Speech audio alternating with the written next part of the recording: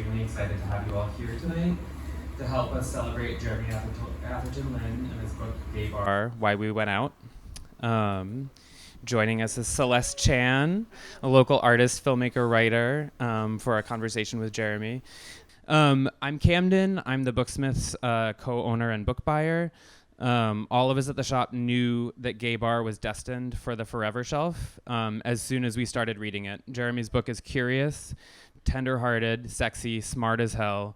It is a deeply personal history of gay bars as a possibly endangered species, and an appreciation of the gay bar as a crucial social space, a place uniquely positioned to let people be misfits, to belong, to be sleazy, to be sweet, to be false, to be themselves, or tragic, or funny, or messy, or sublime.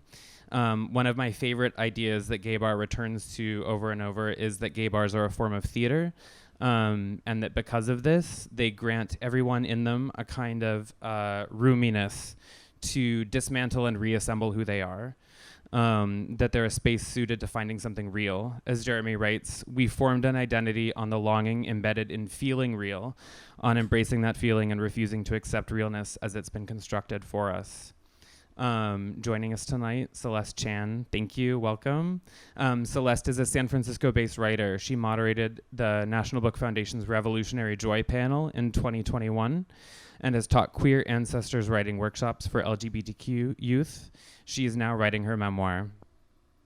Jeremy Atherton Lin, welcome, is an Asian American essayist now based in East Sussex, England.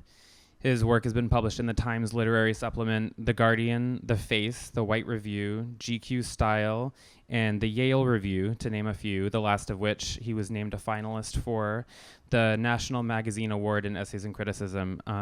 Jeremy's debut book is Gay Bar, which came out in 2021, was listed as a book of the year by critics at the New York Times, NPR, Art Forum, and Vogue. It received the National Book Critics Circle Award in Autobiography. Congratulations. And has been shortlisted for the Randy Schiltz Award. Jeremy is an editor at the journal Failed States. So I'm going to turn it over to Jeremy and Celeste now for a reading and discussion. We're going to have opportunity for some Q&A later if you all have any questions. Jeremy will sign books in the front room after we're all done. If for some reason you somehow don't have a copy yet, they are for sale at the front of the shop. If anyone needs a beverage afterwards, the bar next door is really great. They just debuted their seasonal summer menu. I'm going to get out of your all way and turn it over to Jeremy and Celeste. Thank you so much. Welcome.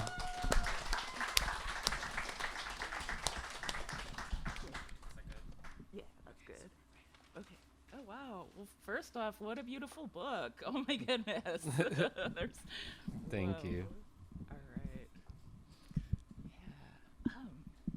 How do we want to do this? Do you want me to do you want a reading to begin with, or do you want not a beat? Which do you prefer? I could read. I mean, Yeah. I could read. I have something in mind to read, so I could read it, and then we could see where the conversation goes, and I could potentially do another reading as well. I could do something from the city, because the reading I have in mind is not from the city. It's from down in LA, in the suburbs below LA. But should I do that? Yeah, that sounds good. Yeah. And then we'll see. Thank you for coming.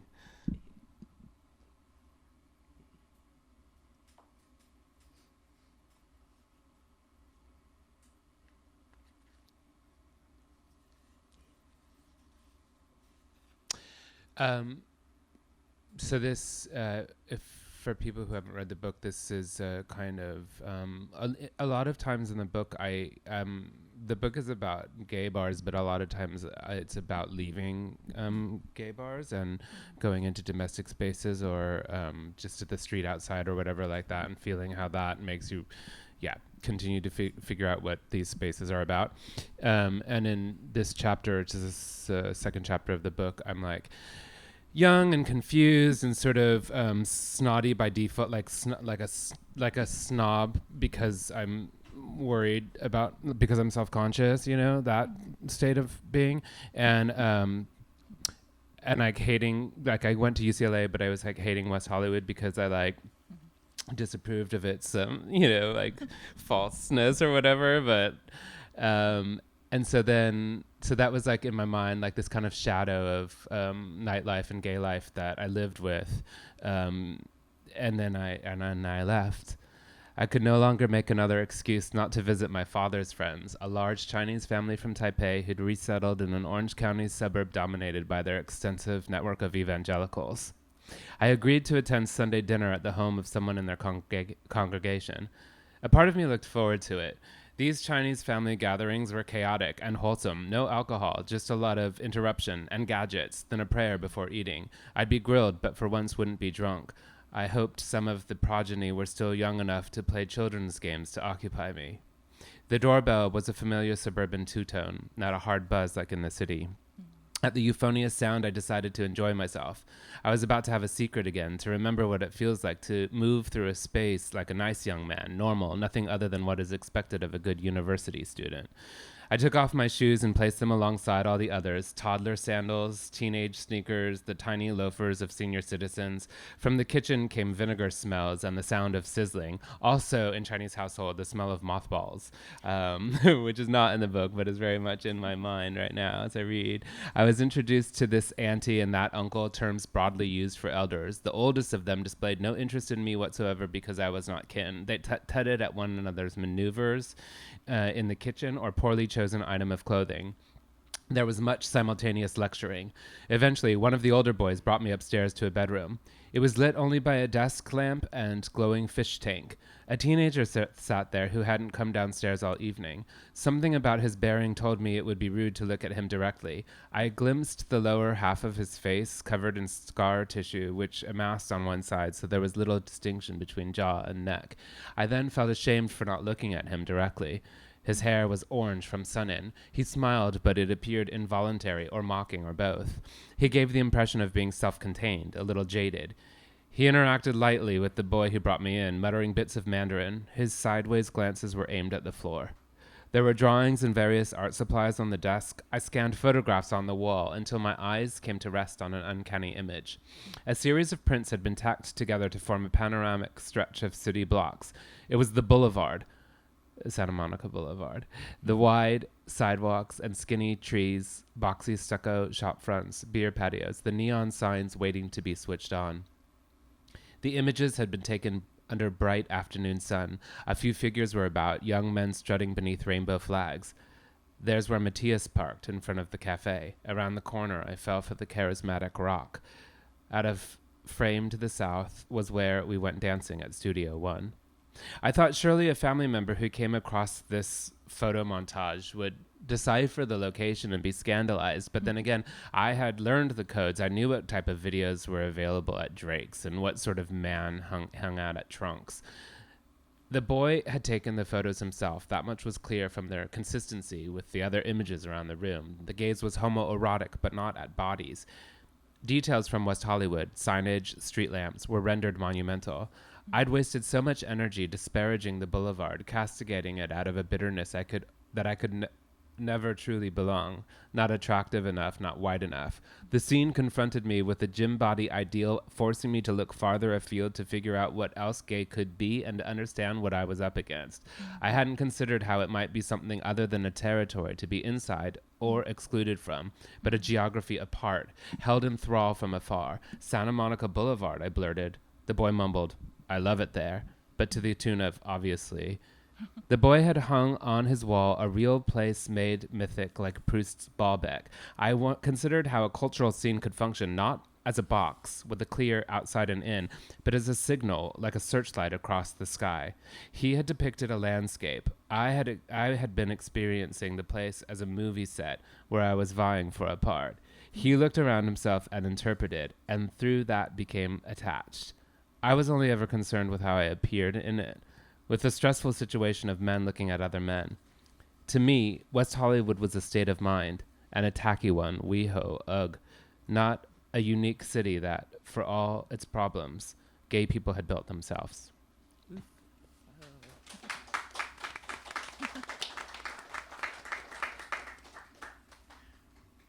Thank you for reading that. So my first question, well, okay, you may have expected this one. It was both, what was the first spark for this book? And also, what hanky would this book be flagging? Ew, no, I can't. I would need a chart. There's a scene in the book where I'm very confused. Like, I'm such a bad gay sometimes that I wouldn't know. Oh, you mean like, is it the memoir hanky or is it the cultural criticism hanky? It's like the same color, but it depends. I like put it from side pocket to pocket to pocket. The book, I first conceived the book around 2016, 2017, and in the UK where I live, over half the gay bars had closed within a decade, and so it was a dominant story in the mainstream press there, broadsheet newspapers as we call them there. And there was a kind of consensus narrative, which was that it was a shame that they were closing and that they were like, these were like safe spaces or whatever vocabulary like that. And I think what I knew I wanted to do, there's this thing, it's horrible, but there's this thing about like, kind of like, well, somebody should write a book. But like what I knew that what my particular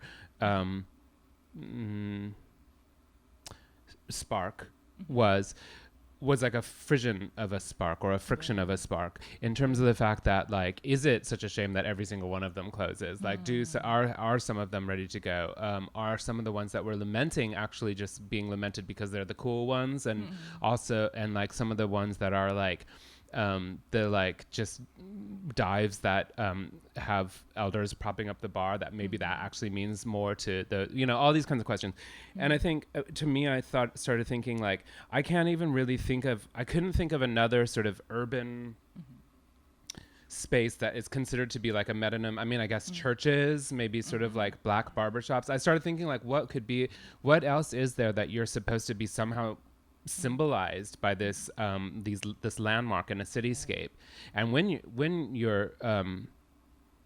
you realize that there's something that's supposed to be symbolizing you in a cityscape, then you realize that like you're symbolizable somehow, or you're perceived to be. So it kind of made this rush of questions come to my mind that was, yes, the trigger being like gay bars closing, but also being kind of like, but then does that mean like the identity itself is sort of closing? Yeah, and then from there, I didn't want to write it until it was under contract. So once it was under contract, I wrote. I mean, there's stuff that goes back to like, especially like the London Apprentice sign. That goes back to writing that I was doing when I was at the RCA in London, and then there's stuff that goes even further back to. Like when I was making zines in San Francisco in the 2000 aughts or whatever. But the bulk of it was written in a tight 11 months, like a too tight 11 months. I wrote it like in too quickly of an amount of time, but it was it was like, my strategy was, if I write it in a really quick amount of time, then like there'll be all these unresolved thoughts, and it'll just be like being in a bar where like your impressions are like fleeting and unresolved and all that kind of stuff. And now that it's like in print and has been like reprinted and all this stuff, it's like, that's a dichotomy I have to reckon with. Yeah. Wow. Okay. Whoa. Well, that.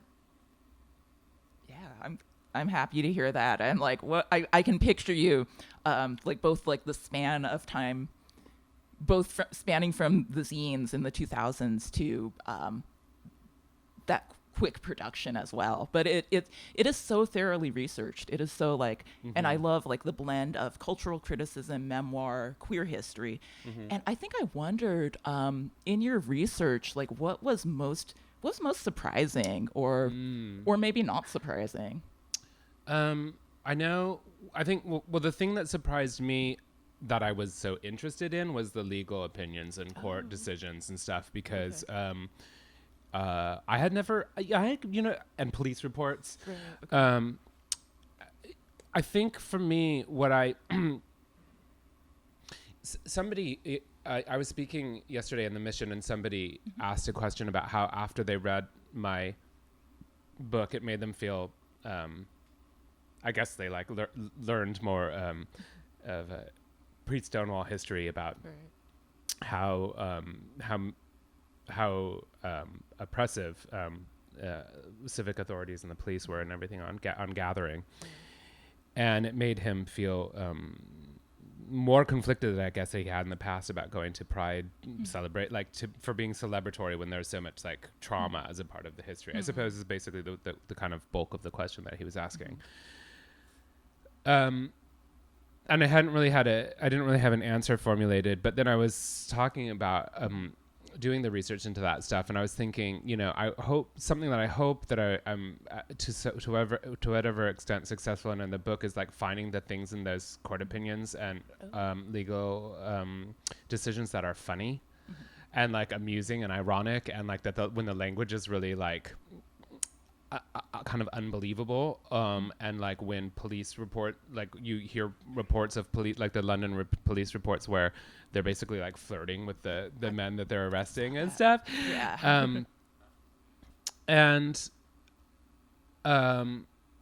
So that to me was a surprise that I was that interested in that, because these legal, I think sometimes we get so caught up in theory, like theorizing what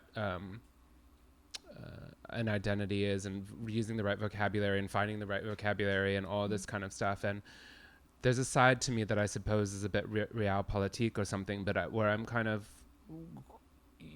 these legal decisions are.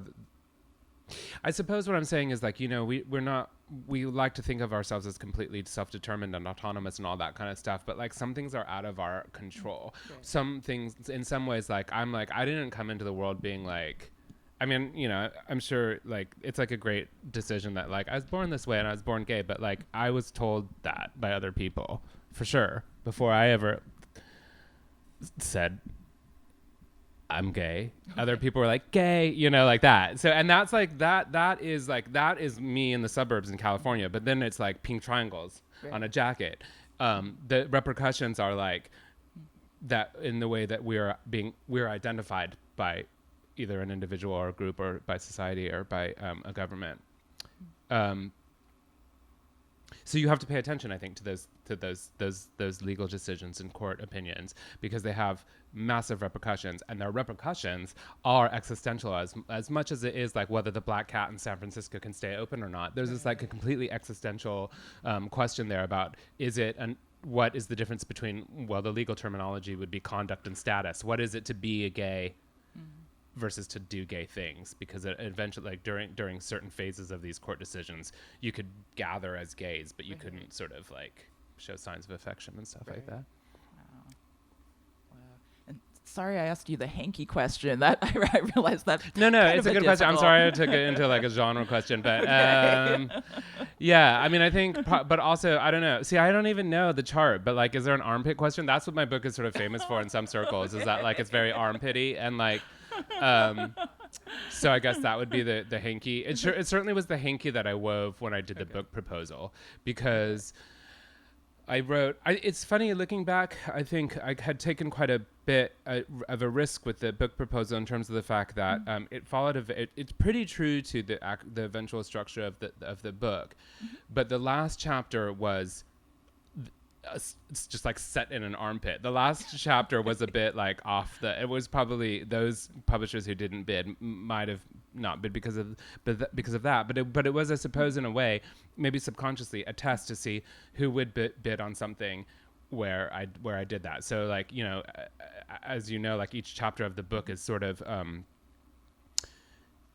it's funny, it gets written about in the press a lot that it's centered on one bar, but it's usually centered on kind of a cluster of bars, or a kind of or a comparison of two different types of bars. But anyway, they're like generally symbolic of something such as visibility versus secrecy, or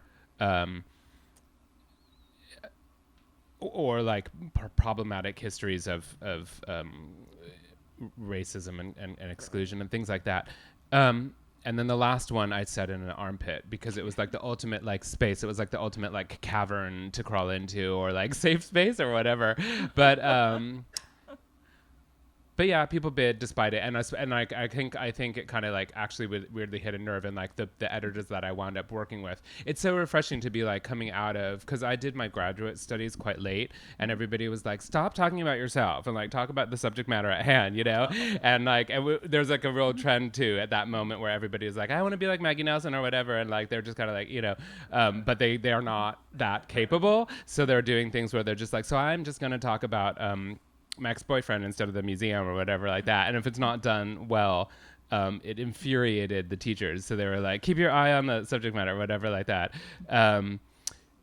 So it was really refreshing to like come out into the real world, like out of academia, where my editors were like, make it pervier. They were like, so like, could there be more like F words, Yeah. Okay. Oh, I have to admit, I was actually clutching my pearls on the first page. I was like, oh my. Yeah. Oh my goodness, tell me more. Yeah. Wait, and then what happened? and then what? Yeah. So it definitely, you definitely grabbed me from the first page, and I was also like, oh my. Yeah. Yeah. So I think I was sort of like, ooh, what kind of discoveries did? Yeah. I think also like I was a bit surprised by the bit about. Well, maybe I'm not surprised that Foucault walking down the street and actually preferring life before things were out, but I think I was curious about that tension between like an out queer identity now versus this queer past. Or maybe I should reframe that question, because I realize I'm meandering. No, I get it. Yeah. I mean, I think Foucault, like, to not worry about him too much, but like, didn't he say, I think it's not in the book, but he's got this quote where he's like, I think he said, I'm a homosexual in a city full of gays, about San Francisco. I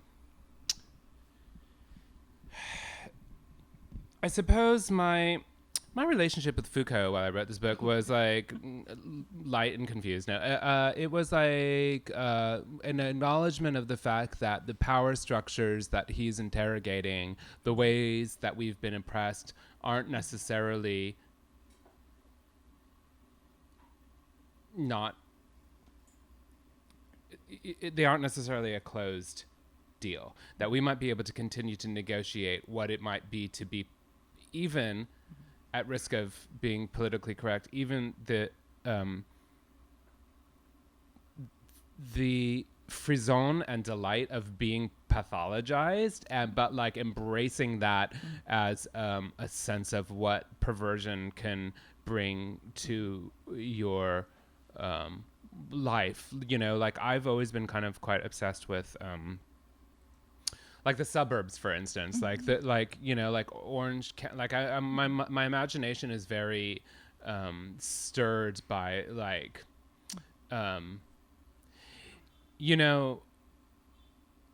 okay, like for instance, I was watching this porn the other day, and it was like, they're like, what are they called? Frat, frat boy, something like it was like a household, like a household where like young men are like they have a lot of group indiscriminate group fun, and I came across this scene. I wasn't watching a porn, I was just browsing. And I came across this scene that was like, I don't know, I was doing research.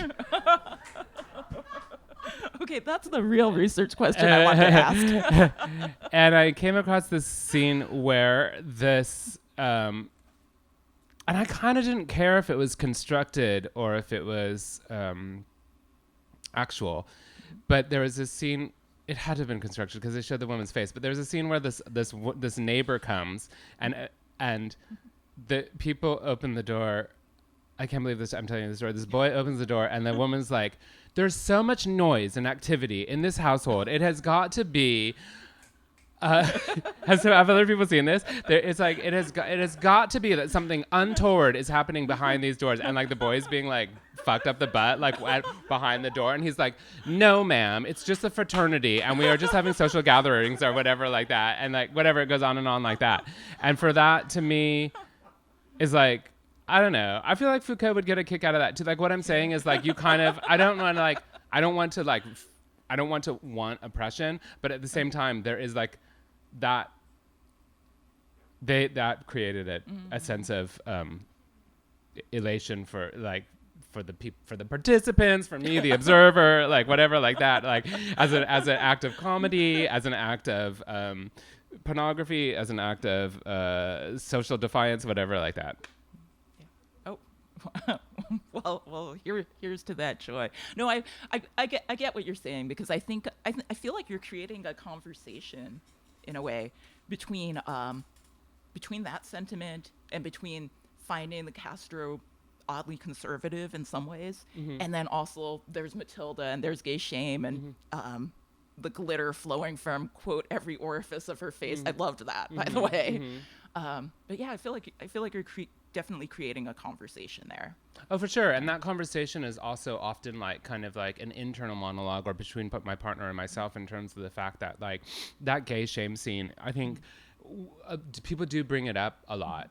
It was brought up by a historian that I was in conversation with right before I left London, or went through London and came here. And then a friend of mine who's a filmmaker in New York said it was the scene the passage that resonated the most with him, in terms of the fact that like, I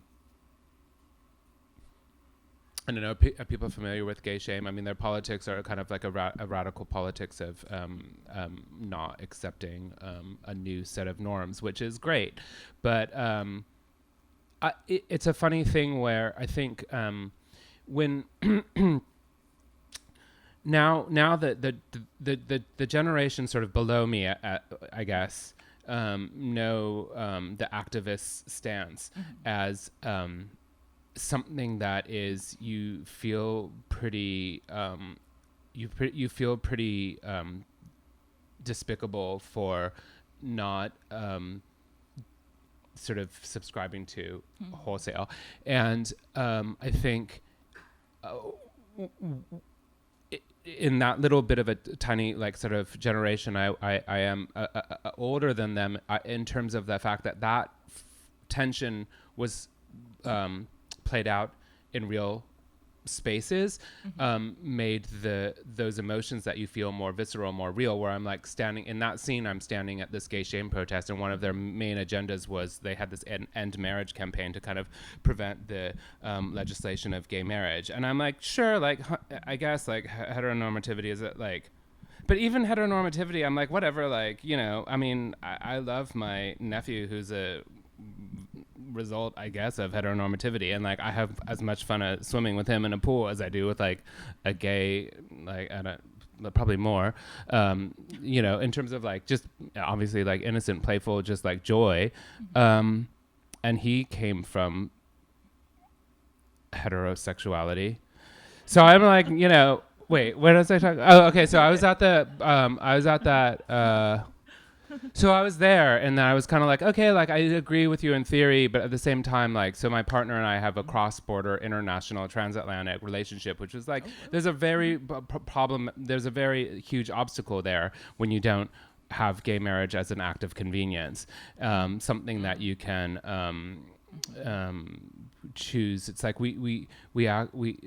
there's all this kind of you know, the gay marriage campaign is like the freedom to marry, but right. It's and then whereas like the gay shame was like, but we want freedom from marriage. And I think there's a negotiation there about this to and from that isn't necessarily immediately resolvable, but that you as a participant or just like an onlooker or whatever like that are caught in that moment being kind of like, I think I say something in that too, where I'm like very selfish and like a normal human being, and I say like, oh, maybe tonight will end in a 3-way or a burrito, you know, like that. I can't necessarily completely devote myself to the politics of it, and I just kind of want to like, I want the party and not like, you know, like that, like it's not a revolution if you can't dance to it, but I'm like kind of like, I'll dance, but like the revolution, like let me just figure that out at my own time, whatever like that. It's like two different time scales, time speeds. Yeah, does that make sense? I mean, it's a hard one because it's like I don't want to piss off any,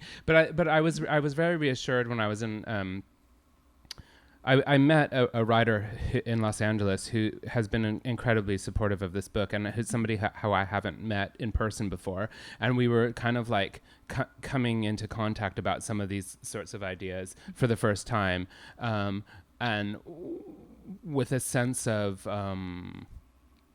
like a kind of a slight sense of worry or sense of like, oh, like what our place is and all of that kind of thing. And she said to me, you know, well, you don't have, your skill set isn't like the skill set of an activist, you know, like you have a different thing that you're operating in, where there's this space that you're occupying that has to do with, I guess, observing, processing, worrying, like I use that word worrying about it. Like we need people, I think, otherwise I guess I'd be out of a job, who are like not really necessarily there to like, who are there to kind of like almost be in that slightly different time zone where you're worrying about things a little bit and also laughing at things too. Yeah. No, I appreciate that. Yeah, definitely.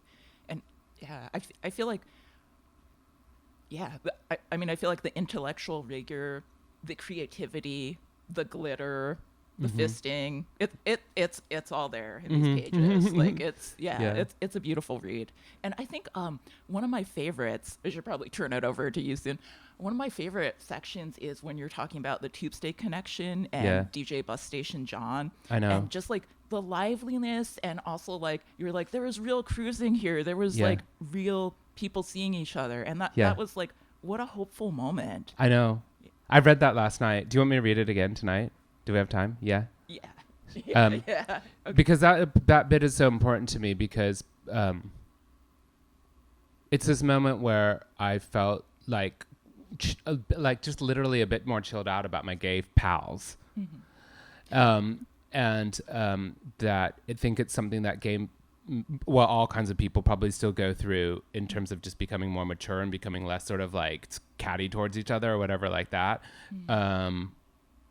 But also it's like cultural in terms of like we were further away from AIDS. We were safer sex natives. And it's really meaningful to me. And he's relaunching Tube State Connection tonight. Tonight's its like first night back. So I would advocate for people who feel that they are not in vulnerable health. I've got a vulnerable family member, so I can't go. He invited me, and it was like kind of heart crushing. But yeah, is that okay? Because I did think maybe I would read a San Francisco thing, so that would be perfect. Maybe. And how are we doing on time? Yeah.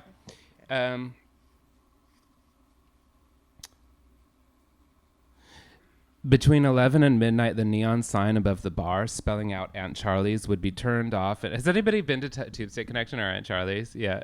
Yay. Would be turned off, and eventually a strobe light shattered the tiny dance floor into pieces. The maximum number of randy young fags who could possibly fit squeezed their way in. Somehow, we still made the space to dance expressively. There was Matthew, back from another trek through the wilds, his arms spread wide as if proselytizing. There was Ricky, you could smell his patchouli. The carpet was going threadbare underfoot. Our enthusiasm threatened to make the records jump and skid. I have never heard this song before, I said to Famous repeatedly. Bus Station John would politely decline to divulge the name of the track. Pre-Shazam. The mix was far from seamless. It halted and lurched. There were lots of vocals, so many sisterly, triumphant, empowered, positive messages. Piano lines rolled through the room like illuminated ships pulling into a city harbor. I will take a moment to say also in answer to your question about like the research process, like it was so fun listening to music while I made this and like finding like videos of clubs that I had gone to and stuff like that. Like I was in the library and the archives a lot, and then it was like so much joy came when I was just kind of like, but I'm gonna put on this bionic boogie tune and like change my life all over again. Bus Station John told a local paper there's not just a gap but a chasm between generations that AIDS created. Their absence is felt by those of us who are old enough to feel it, but the younger ones are never gonna know about them unless we tell them. We went out to be told. We went out to feel it. We went out to experience how it used to be, and Bus Station John was happy to be our gay liberation daddy. A mature writer for a gay newspaper reported that the 70s bathhouse vibe at Tube State Connection was, quote, so authentic people were actually cruising. For years, checking one another out meant scrutinizing, a potential rival, possibly diseased, the type of gay who gives gay a bad name. Here we recognized and said, saw the other's strength and sense of humor. The dancing was not posturing, it was celebration and foreplay. Finally, like Aaron Shurin reminisced of his gay bar, we two knew hard-ons in company. Some boy would pull me into a deep kiss after midnight. I was aware I did not look untouchable. Anything remotely expensive looking about me was on discount by that late hour. So I got used to the attention, boys handling my damaged goods. Once when I there was this person who, like, do you remember Gael Garcia Bernal? He was like from E2 Mama Tambien. I remember I was on the dance floor one time. I'm like, I'm not going to put this in the book because it's so false. But I remember on the dance floor, this boy was like, you look like Gael Garcia Bernal. I'm like, it is so dark. And like, you are so drunk. And that I guess it would have been a good, maybe kind of joke in the book. But also, there were moments where I was like, you can't, like, it's not, if it's not going to fly off the paper, the delivery, you're just going to look like a fucking asshole. Gael, I mean, I was like, thank you. So I got used to the attention, boys handling my damaged goods. Once when I had just arrived, already blind drunk, someone locked his mouth over mine, depriving me of air to the point where I thought I might pass out or vomit. On another occasion, an inebriated skateboarder, new to town, decided to come home with Famous and me, and then did throw up behind a dumpster on the street. He shook his long burgundy hair, wiped his mouth with the back of his hand, and continued to our place to have a glass of water and give head. I wonder where this guy is. He had previously had his another outtake.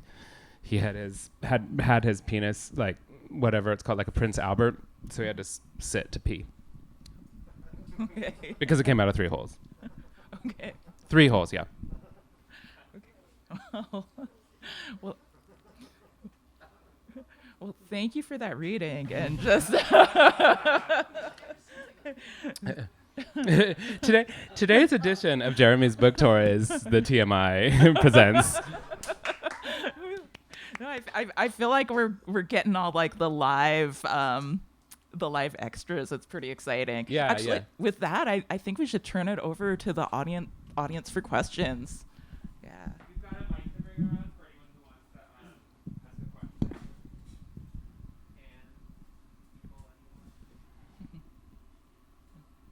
I mean, I could start it off with, oh my gosh. Okay, another question that's kind of, I could start it off with, gay history is a palimpsest of what ifs, end quote. Yeah. And I thought about that, and I thought about I thought about like you at Tube State Connection, and just like the liveliness of that. And I also thought of Leo Herrera's work, where he made a series that was basically like what if they lived, and it was reimagining a lot of the 70s and the 80s, and Oh, wow. yeah, and it was really beautiful. So I guess I thought about that, and I thought about some of the aims of your book and this project.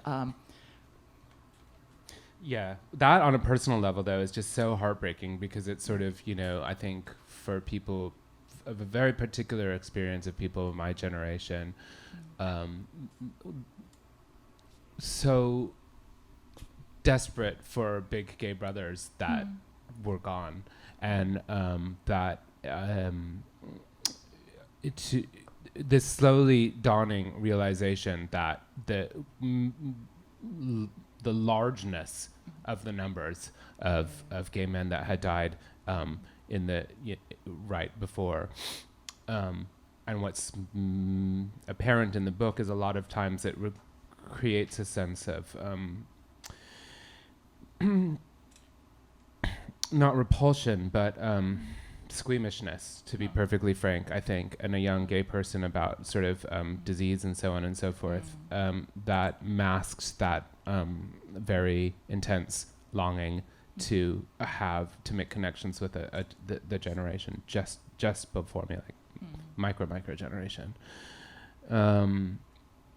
and then on a larger scale, that what if is in terms of the fact that it's that whole thing about like gay history being so kind of marginalized and erased and all that kind of stuff that I don't really care if some of it's mythologized or whatever like that. If it's like, I mean, it's always very interesting to, like Bad Gays, which just came out, it's like a really interesting discovery of the baddies and the fact that we are like so constantly told by whoever, like Kamala or Absolute Vodka or whatever like that, that like we need to be like hyper like celebratory, whereas we might be a bit like, oh my god, like too much gay today, or like that person from history wasn't a great one. So Bad Gays is good for that. But the what ifs there are also a kind of in my perspective, the what ifs there are a little bit more like joyful and too, in terms of the fact that like, oh well, maybe you couldn't really call like such and such poet a lesbian. Maybe they didn't really identify that way, but it's sort of fun to put that filter on, I guess, and like as a thought experiment, and that's like in a way that's not necessarily disrespecting their autonomy, but in terms of like for the moment, for the way that we're thinking, like making them into a story and seeing, and just to see. Yeah, I guess that's the best way I can put it, but like then always kind of also returning to the idea that there are accuracies that need to be respected. So it's a fine balance. Hard to answer.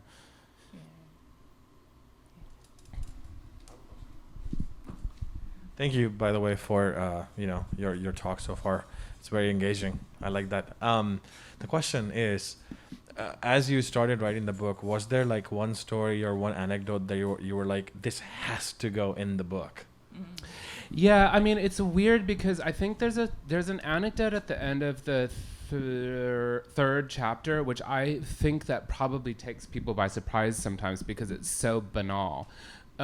Which is when my partner and I are in a bar, and somebody that which I don't realize in the moment, is that he recognizes from being on TV, comes up to us and projects this scenario onto us that we are somehow in need of falling in love all over again, and like taking a walk in Birmingham and finding each other and like almost role-playing meeting again.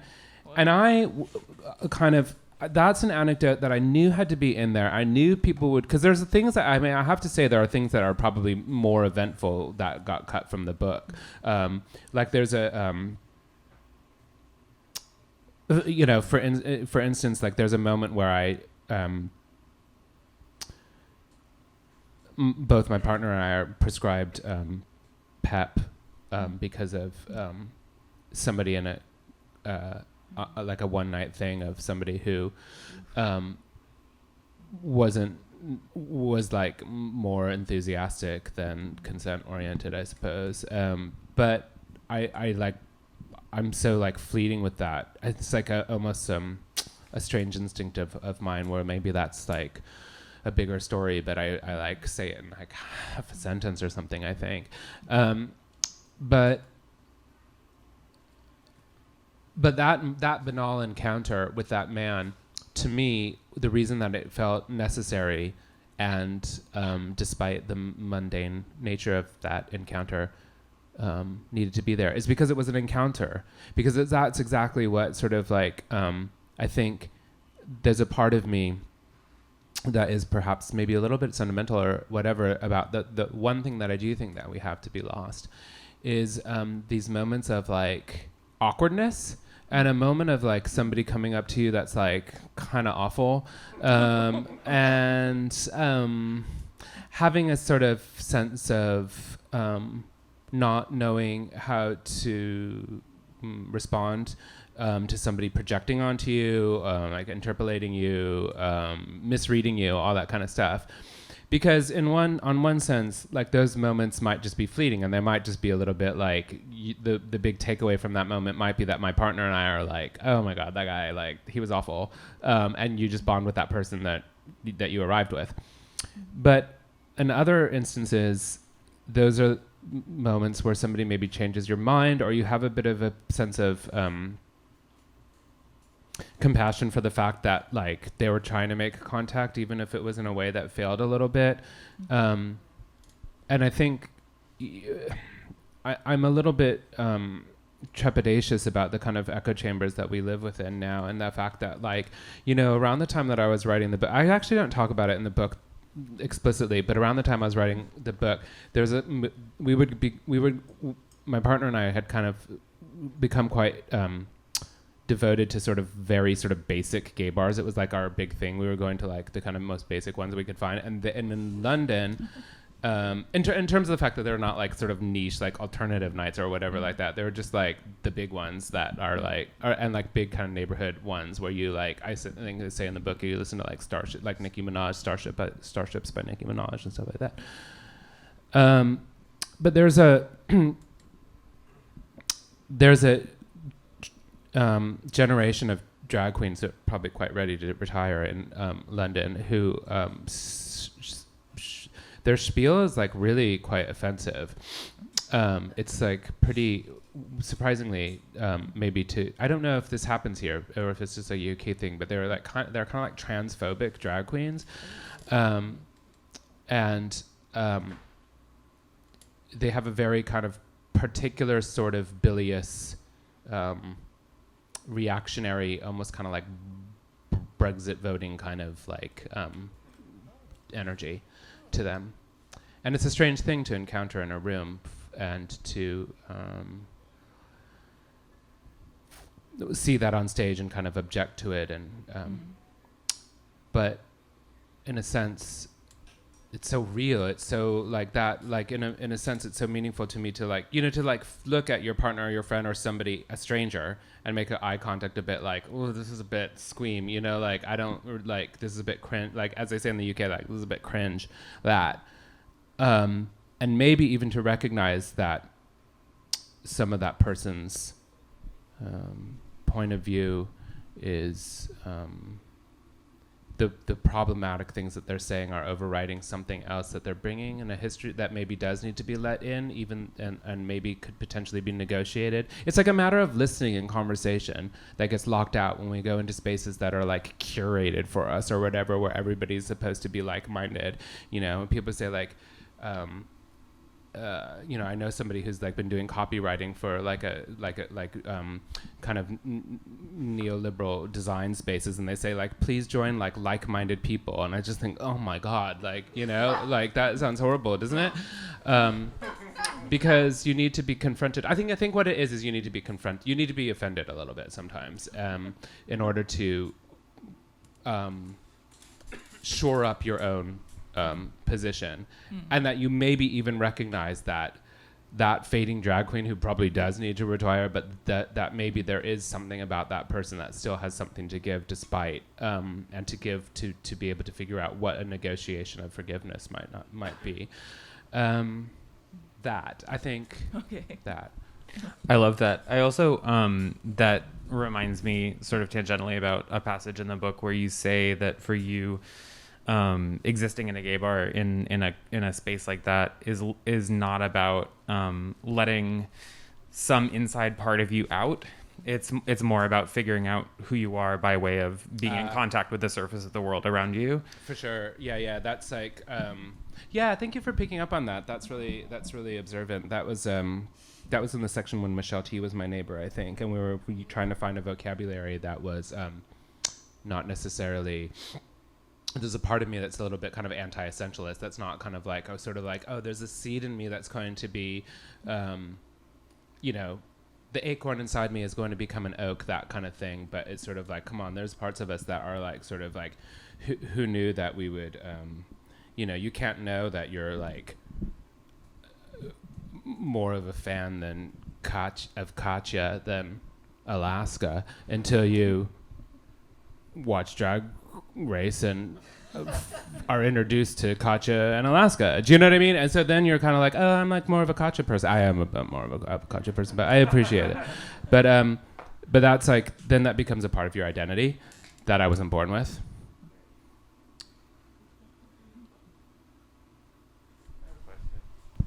Hi.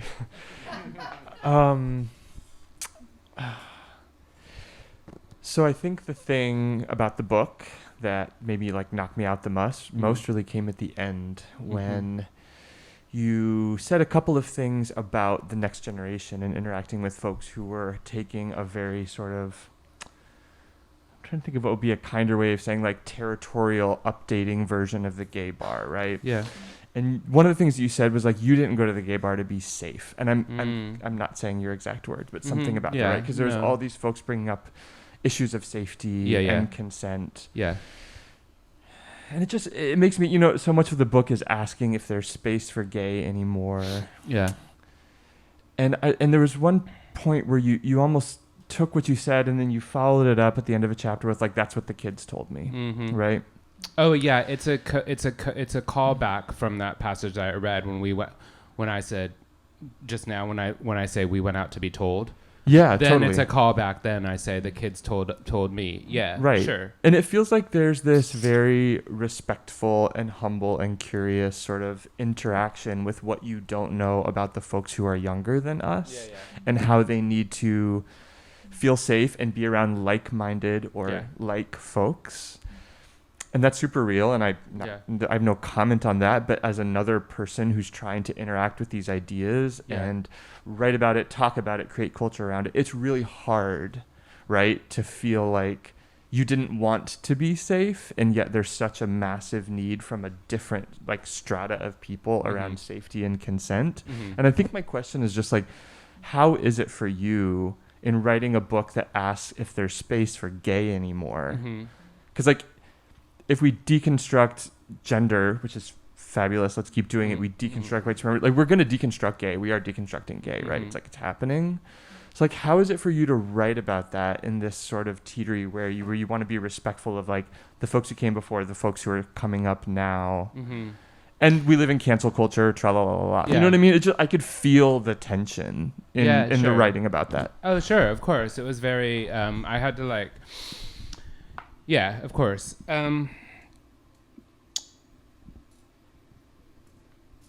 I mean that the group that I'm speaking about there specifically, they're called the Friends of the Joiner's Arms, and they're kind of they named themselves in homage to the bar in the previous chapter called the Joiners. That was like complete chaos, and I was like attacked in the bathrooms, and like generations of men had been attacked in the bathrooms before me, and so on and so forth. And that there's a kind of irony there. It's like, it's fine. I mean, I understand where they're trying to take it. They do sober nights. It's much more focused on safety. Like there's like there's like one of the rules is no leering. That's like I kind of like make a joke about that I kind of can't help but leer. So I'm gonna like get kicked out of this bar or whatever. Like you can find people that are wearing a halo if you need help. And I'm like thinking, oh my god, if I went up to an angel wearing a halo, they would just think I was like ogling their halo, because of like my resting face being sort of like sort of stern / lascivious. You know, like there's a line in the book where I'm like, people are like always like, your boyfriend looks like he wants to kill me, they say to my partner.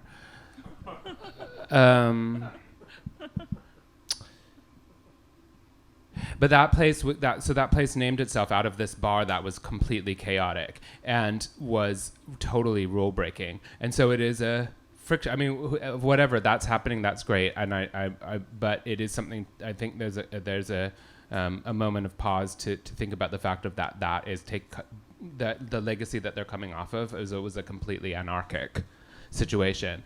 And not only, I mean, I don't really want to go into it because it becomes like very local politics, but that they also kind of like had to, they were able to get themselves spaces, but they're like spaces that are like in corporate, they're in the hands of like corporate live work space things, whatever like that. And then they have to like, it all has to go all through all these rules and all that stuff. So there's a kind of, in the UK, I don't know if it happens here, but in the UK, there's a kind of like professed sort of utopian socialist ideology, but actually when you follow the money, it's actually like quite a corporate infrastructure that they've like ingratiated themselves into that would be very different. So basically somebody, when I was talking to somebody who was around in that neighborhood and knows it very well, lived across the street from the Joiner's Arms, and he was like, yeah, I'm really sorry, I can't remember his name, but the guy who founded the Joiner's Arms would turn in his grave.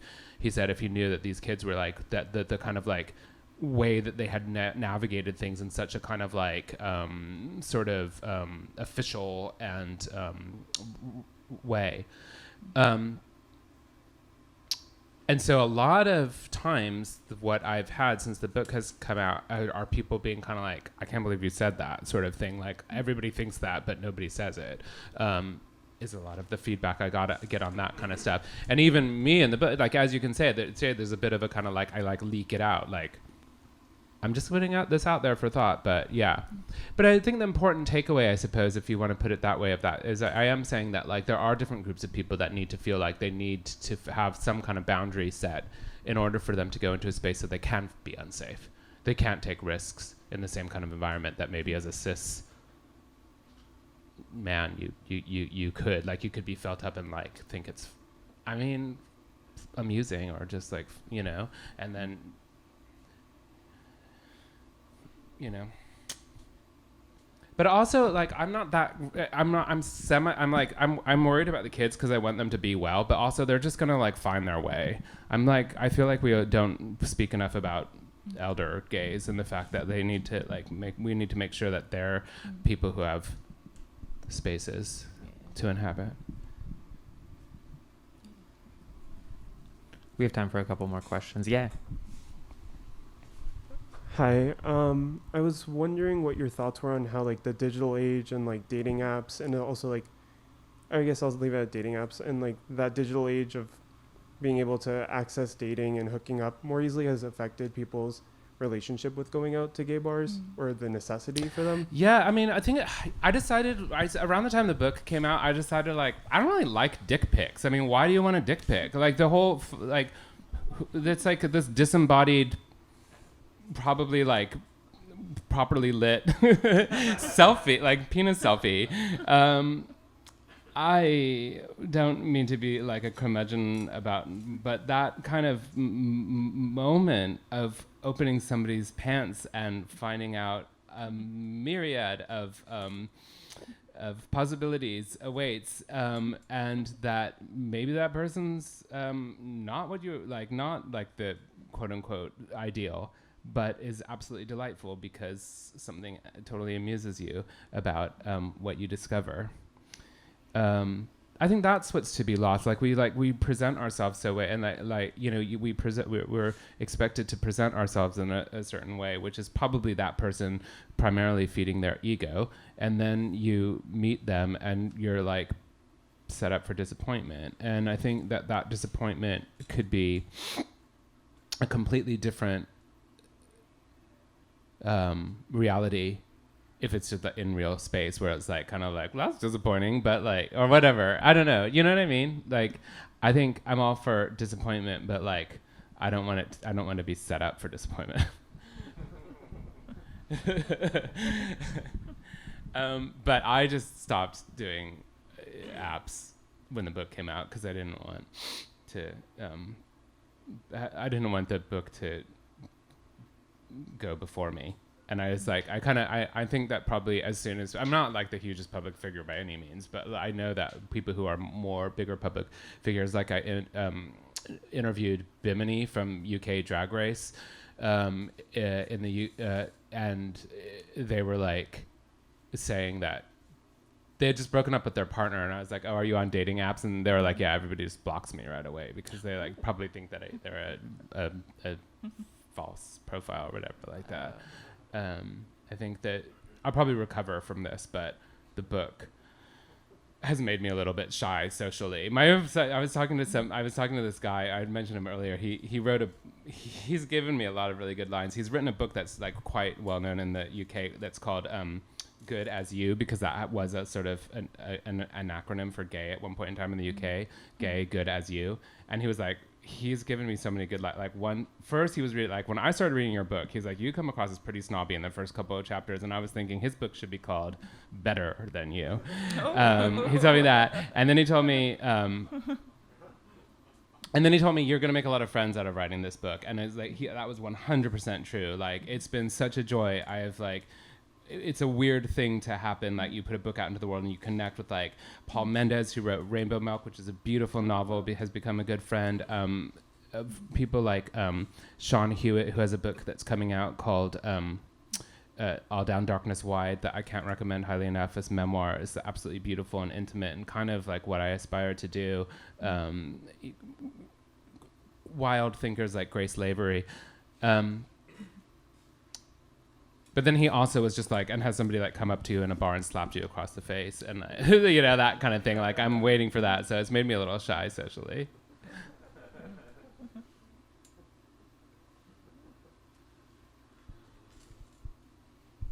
Anyone else have a question? I have one last one, or we can have another last one if anyone else has a question. So when you were selling this book and writing it and researching it, it was mostly, I'm guessing, like before times.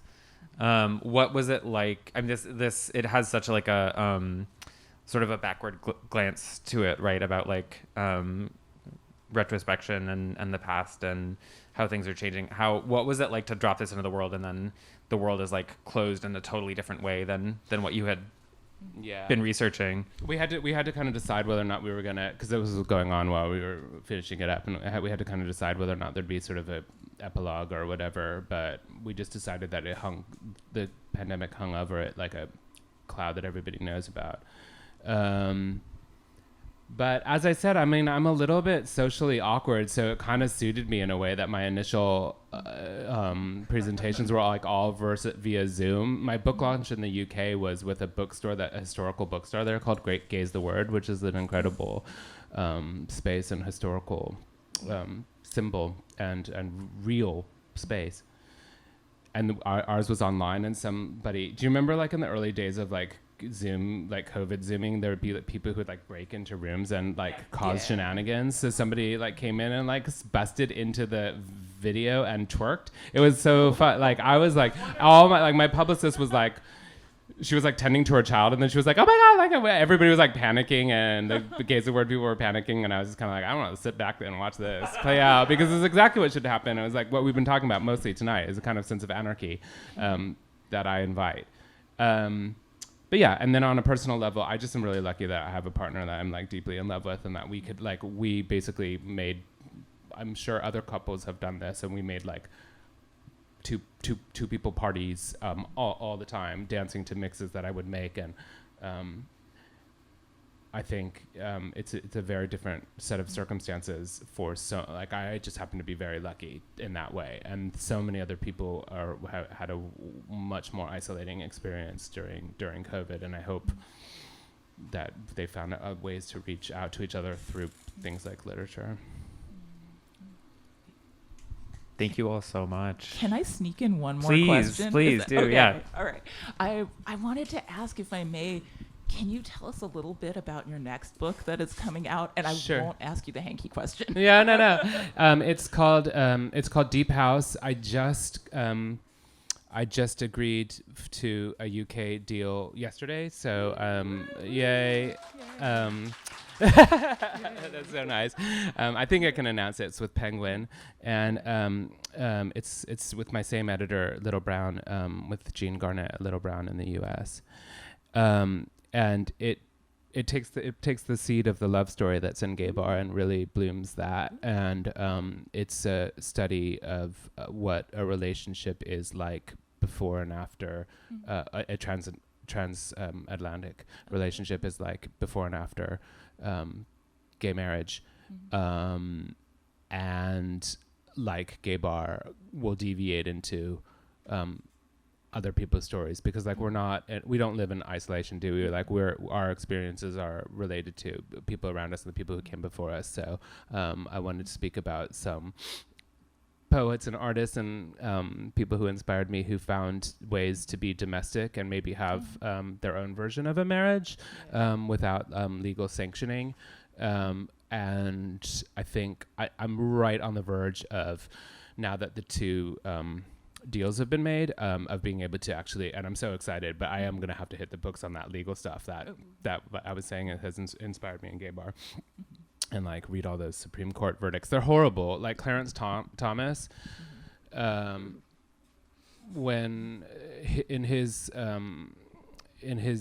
statement of objection to Becker fell that verdict, said that a government can't bestow dignity upon an individual because we're all like as God's creatures born with dignity or whatever like that. So that's what you're reckoning with here, right? Is that you this philosophy of people who are under the impression that we don't owe something to one another, and that might not be able to be achieved through